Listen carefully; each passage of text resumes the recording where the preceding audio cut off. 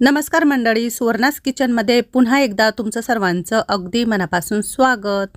आजची रेसिपी आपली पनीर मशरूम बिर्याणी एकदम सोप्या पद्धतीने।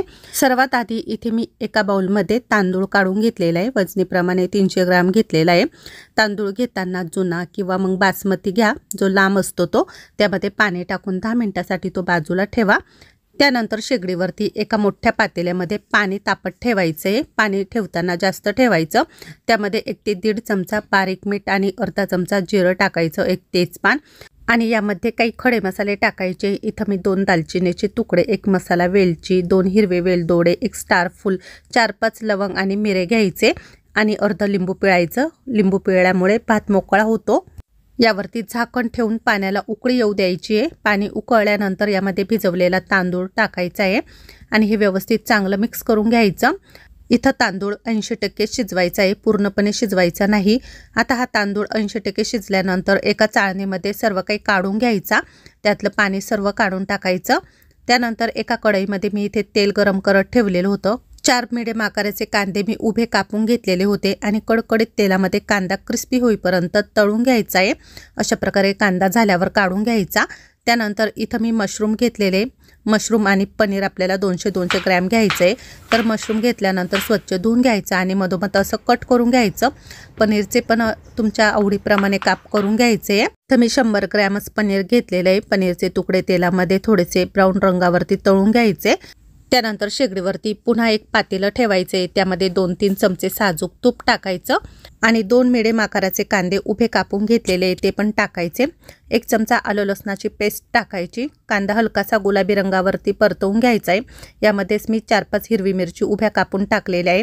अर्धी वाटी फ्रेश मटार आणि 2 टोमॅटो पण कापून टाकले।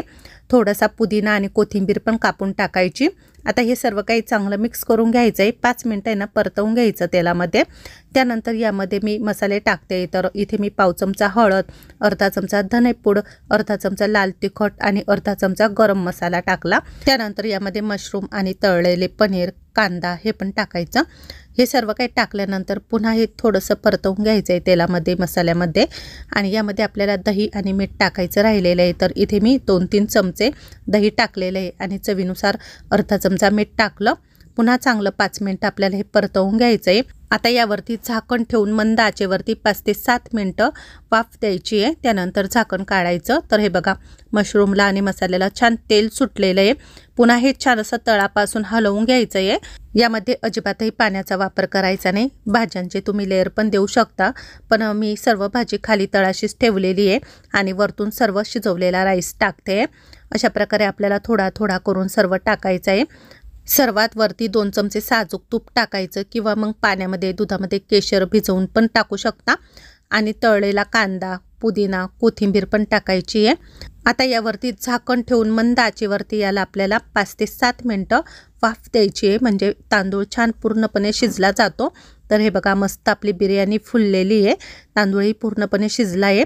आता ही बिर्याणी तुम्ही मिक्स पण करू शकता किंवा अशी पण खाऊ शकता। तळापासून आपल्याला सर्व काही व्यवस्थित काढून घ्यायचं आहे।